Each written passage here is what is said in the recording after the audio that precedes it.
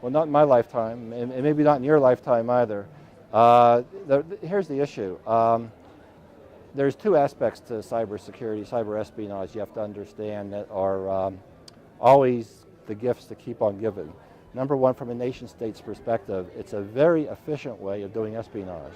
You know, when you can sit from your desktop in Langley, Virginia, or Moscow, and hack into a system and steal the same information that would cost you potentially millions and millions of dollars to steal from a satellite, or recruit an asset who you have no idea whether he's giving you the straight stuff or not. It's very, very economical and efficient way of performing espionage. That's not going to change. Number two, in the criminal element, there's a lot of money being made, okay? Money is always the motivator. Money trumps diplomacy every time. So cyber criminals, specifically the Russians and the Chinese, are making big dollars off of cyber espionage. You know, they may placate with a few arrests here, a few arrests there, but when you look at how, it's like the narcotics industry, you know. We've had negotiations with Mexico and all these countries about, you know, can you please, you know, make criminal investigations and actually go after these drug lords. Well, they kind of do a little bit to appease the population, but they don't really do anything. It's the same thing in the cyber espionage world. There's going to be small little agreements made, and President of, you know, China will be shaking hands with the President of the United States. But no, it's not going to change the underwhelming two motivating factors, you know, ease of access, right, for a cyber espionage, and dollars. When that formula changes, then this will change.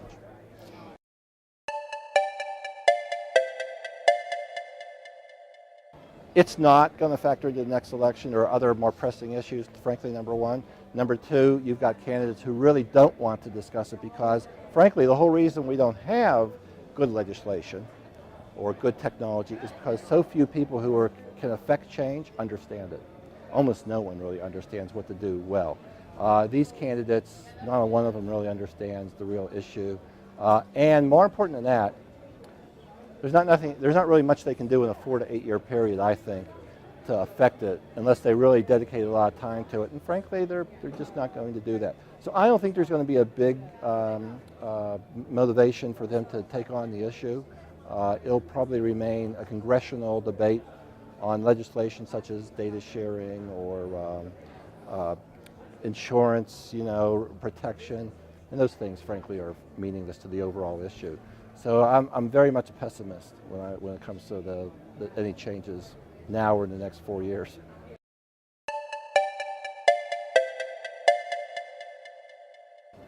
Not unlike private industry, you know, the U.S. government does not stay up to date with releases of software. It's too complex. Cybersecurity, one of the reasons why we have a cybersecurity issue, in fact, probably the primary reason, is the complexity in measuring and managing IT. It's just very hard. Everything we do is balanced on user support, right? User ease of use, benefiting the user. For years now, technology's all favored that. That is the antithesis of security, okay? It's very hard to manage large organizations where every user has its own collection of applications, where there's different protocols on different networks, and everyone has to be connected to everything, including your mobile devices. And so you ask a great question. So what changes? When the population rises up and said, enough already, I can't even trust, you know, my own personal money anymore, and we're getting kind of close to that, then I think you'll see both a legislative change and a change in vendor attitudes. You see very few vendors these days, Microsoft included, who advertises the security of their products. Wouldn't you think that that would be a great, right? The problem is the products don't have the security to advertise. We have to change that balance in favor of security.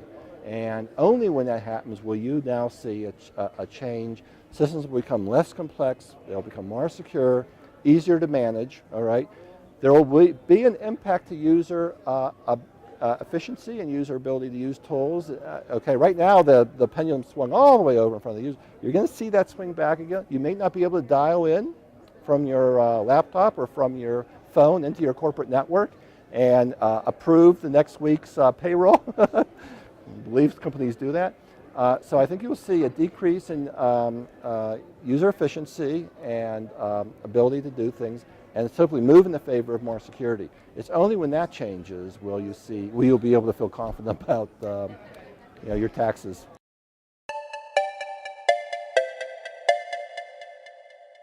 So my job was not hard, because we were able to do and can afford to do what most corporations can't do. Is we were completely isolated. Our classified networks have no connection even to other government agencies. We didn't trust many parts of the government. We have very little connectivity, and the connectivity we do have to other members in the intelligence community was very, very well monitored and very well regulated. So we pretty much knew what was going on.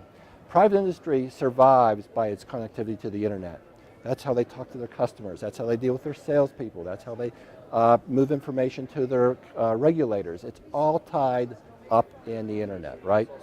However, industry has to take a lesson from the government. For a few times I can never remember. Usually it's always the reverse. But one of the few times there is a lesson for organizations to understand that, yes, they can't totally disconnect from the internet, but the way they connect today has to change. Has to change. They have to, and by the way, it's not expensive.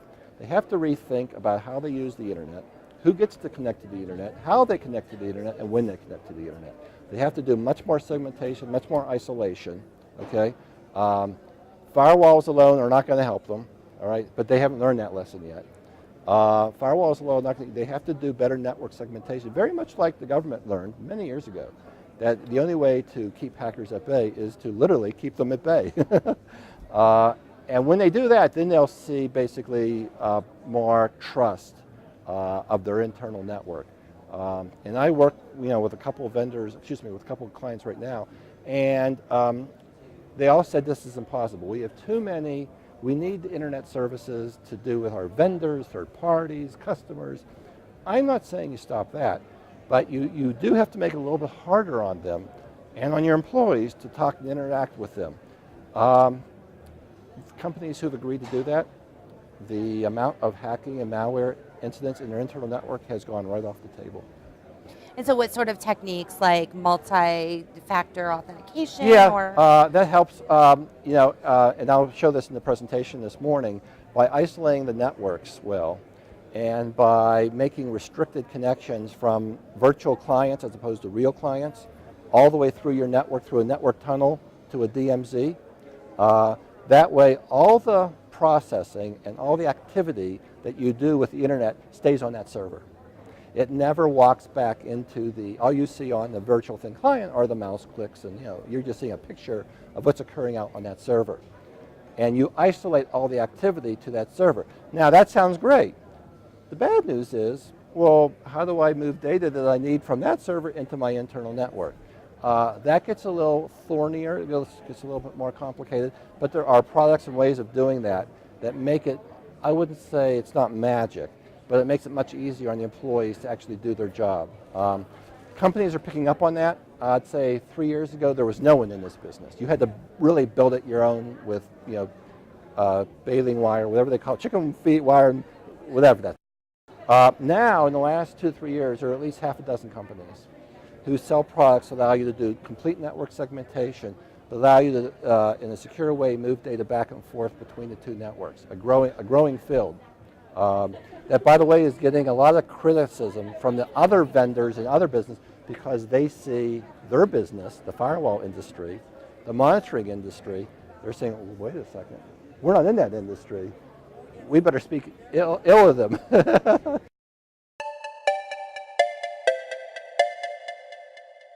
So here's what I've recommended to a couple of clients who've asked me exactly that question. Depending on where you're at, in Denver, for example, right here at Denver University, guess what? They have a cybersecurity program, a very big one, actually, compared to the size of the school. If I was a company, and in both companies I went to, they had never, I don't know why, I'd never thought of this. You walk in there and you offer them paid or unpaid internships, preferably paid, but even unpaid for credit. Are you kidding? At the price of a college credit these days, they will jump at the opportunity, and you'll get people almost free technical skills And it's a great marriage because you get the skills from people that you don't have to pay a salary and retirement and benefits and all that. They get an opportunity to work in a real life company doing, implementing the skills they're learning in the classroom. It's a great marriage. I've actually set up 2 relationships with companies and colleges in Boston where they actually have developed these internships, and the college now uses it as a attraction piece in their marketing for their cybersecurity program. They say, hey, in year 2, by the way, you can, if you're, meet the grade and took all these courses, you can go over and work in this organization. What's surprising me, though, is I said both corporations asked me this question. When I asked them, well, do you have internship related? Well, we do, but not in cybersecurity. Well, why not in cybersecurity? Now, in some cases, these colleges aren't in that area, but okay, so they're not that far, right? Almost. There are, I think, now 250 colleges that have DHS approved or not approved, recognized college programs in cybersecurity. You're going to be close enough to one of those 200 and odd to go find one.